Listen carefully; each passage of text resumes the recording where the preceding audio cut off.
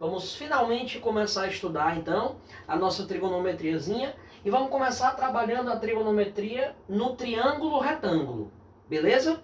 Então olha só, triângulo retângulo você já conhece, é aquele triângulozinho que tem um ângulo de 90 graus.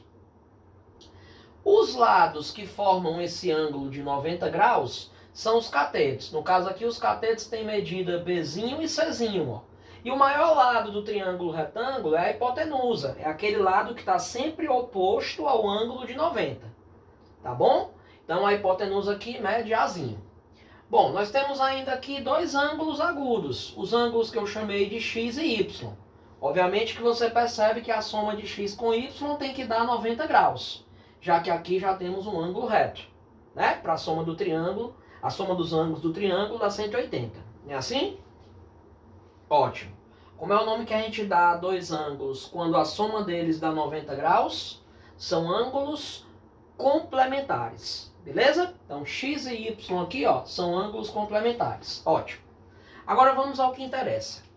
Vamos relembrar aqui as razões trigonométricas no triângulo retângulo. Por exemplo, eu peço para você olhar para esse triângulo e você me dizer aqui quem é o seno do ângulo x, ó. Lembra? Tá aqui o ângulo x, ó. Quem é o seno do ângulo x? Pessoal, eu lembro que seno é cateto oposto ao ângulo dividido pela hipotenusa.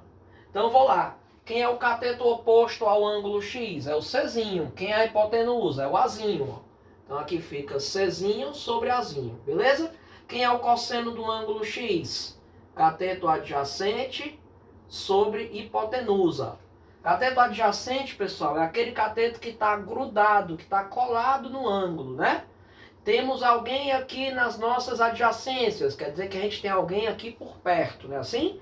Então o cateto adjacente é aquele cateto que está mais próximo ao ângulo. Então quando você olha para esse ângulo x, quem é o cateto que está colado, que está próximo desse ângulo x? É o B ou é o C? É o B, né? Então o B é o cateto adjacente e a hipotenusa é o Azinho, ó. Beleza? E o conceito de tangente? A tangente de um ângulo é o cateto oposto sobre o cateto adjacente, ó. Então, no caso aqui do ângulo x, o cateto oposto é o Czinho e o adjacente é o Bzinho. Então, fica Czinho sobre Bzinho, tá certo? Agora, vamos lá. Fazendo a mesma coisa para o ângulo y. Quem é o seno do ângulo y? Cateto oposto sobre hipotenusa. Então, é Bzinho sobre Azinho. Quem é o cosseno do ângulo y? É o Czinho sobre o Azinho, ó. E quem é a tangente do ângulo y? É Bzinho sobre Czinho. Tranquilo? Agora vamos lá. Uma coisinha que eu quero que você observe aqui. Note. O fato desses dois ângulos y e x serem complementares, ele me garante algumas coisas que sempre vão acontecer. Por exemplo, você percebeu aqui que o seno do x deu a mesma coisa do cosseno do y? Ambos deram c sobre a. Então vou escrever isso aqui, ó. O seno de um ângulo vai ser sempre igual ao cosseno do seu complemento. Seno de x igual a cosseno de y, beleza? Então grava aí, ó. É a primeira observaçãozinha. Vamos para a segunda observaçãozinha.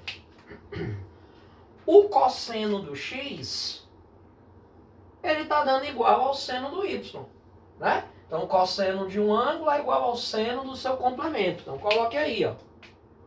Cosseno de x igual a seno de y.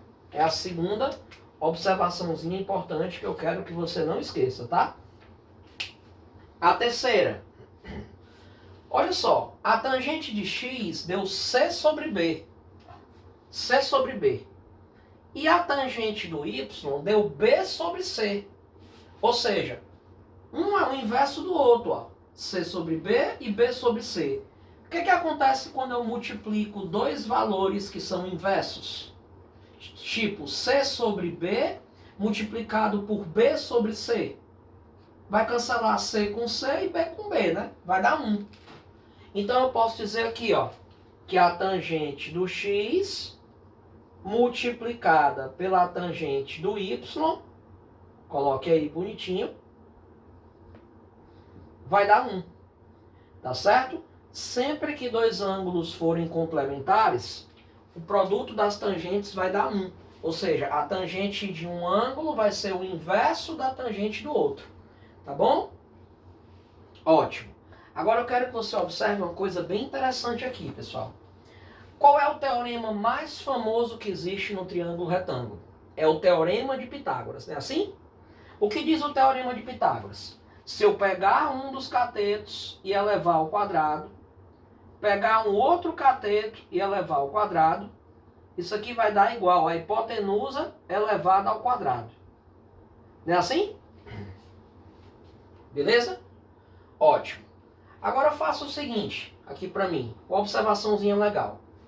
Você concorda comigo que o seno de x, ó, o seno de x, ele é C sobre A? Seno de x é C sobre A. Beleza? Então, faça o seguinte.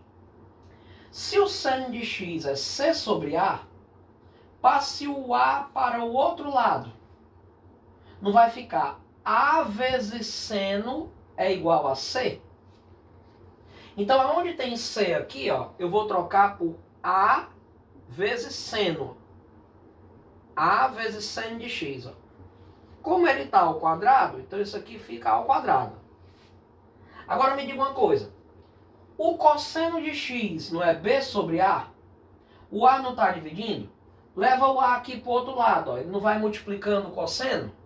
Então, A cosseno seria o valor de Bzinho.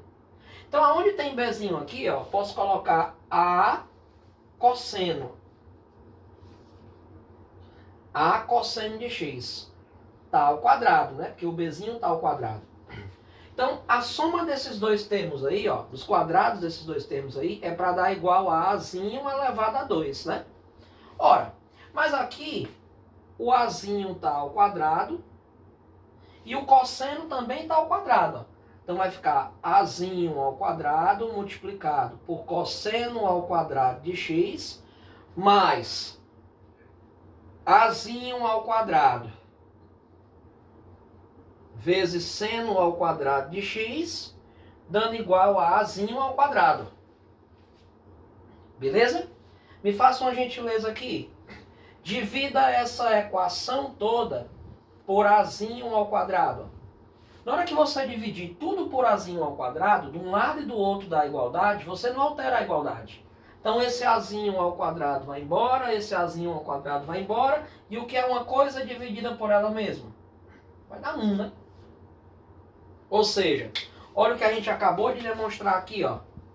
Que o cosseno ao quadrado de um ângulo mais o seno ao quadrado desse mesmo ângulo sempre terão que dar, né, essa soma sempre terá que dar 1. Beleza? Cosseno ao quadrado de um ângulo mais o seno ao quadrado desse mesmo ângulo sempre vai dar 1. É legal. Quer ver? Tu pensa aí por 30 graus, um ângulo qualquer, tipo 30 graus. Você sabe que o seno de 30 é 1/2, né? E você sabe que o cosseno de 30, ele é quanto?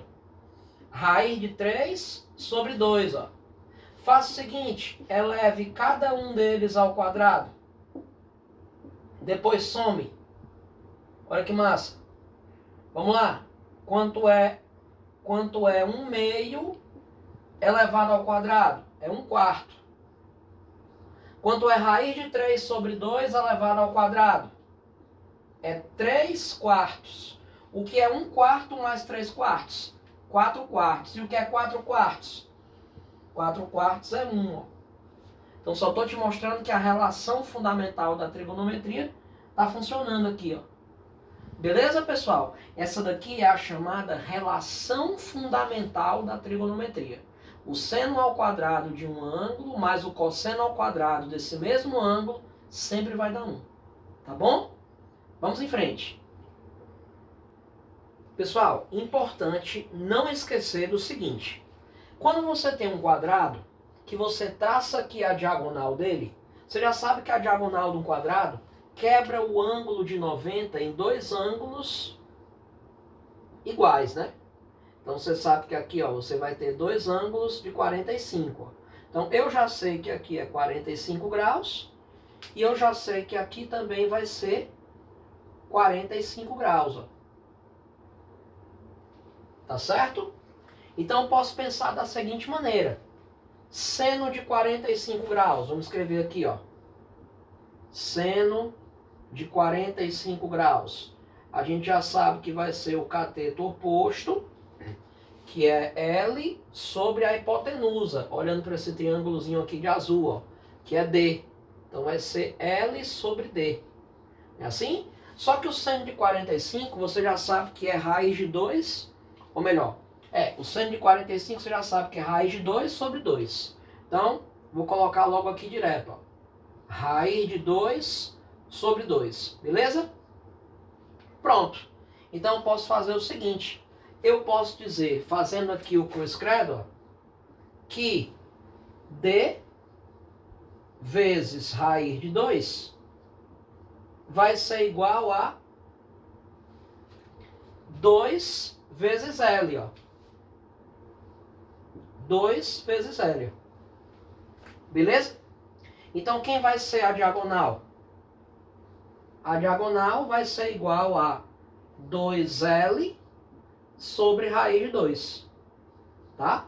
Que se você racionalizar, multiplicar por raiz de 2 em cima e por raiz de 2 embaixo, o que é que vai acontecer? Ó? Aqui embaixo vai ficar raiz de 2 vezes raiz de 2, vai dar 2. Aí vai contar com esse 2 de cima. Ó. Então olha a nossa conclusão. A diagonal do quadrado, ela é L raiz de 2. Ó. Tá certo? Sempre que eu tiver um quadradinho de lado L, sua diagonal será L raiz de 2. Beleza? Poderia também ter feito um pitágorazinho aqui, tá? L ao quadrado mais L ao quadrado igual a D ao quadrado. Você ia achar a mesma relação, tá bom? Vamos lá. Agora no triângulo equilátero. O triângulo equilátero você já sabe que ele tem 3 ângulos de 60 graus. Então você já sabe que aqui é 60, né? Outra coisa que você sabe, quando você puxa aqui uma altura no triângulo equilátero, essa altura, ela quebra o lado onde ela está batendo, onde ela está fazendo 90 graus, em 2 segmentos de mesma medida. Então aqui eu já sei que vai ser L sobre 2. E aqui também vai ser L sobre 2. Agora se eu peço para você olhar para esse triângulozinho aqui de vermelho e tirar o seno de 60, vamos lá. Seno de 60, ele vai ser igual a cateto oposto aos 60 graus, que é o H, sobre a hipotenusa desse triângulo vermelho, que é o L. Só que o seno de 60, ele vale raiz de 3 sobre 2.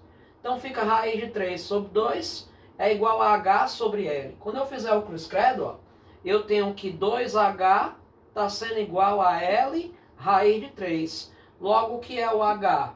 O H vai ser L raiz de 3 dividido por 2. Ó. Né? Então não vamos esquecer disso. A altura de um triângulo equilátero vale sempre L raiz de 3 sobre 2. Eu também poderia ter chegado a essa conclusão se eu tivesse tomado esse triângulozinho aqui de vermelho e tivesse feito um Pitágoras nele. Ó. H ao quadrado mais L sobre 2 ao quadrado, dando igual a L ao quadrado. Quando eu desenvolvesse, eu também ia chegar nessa conclusão. Então não vamos esquecer.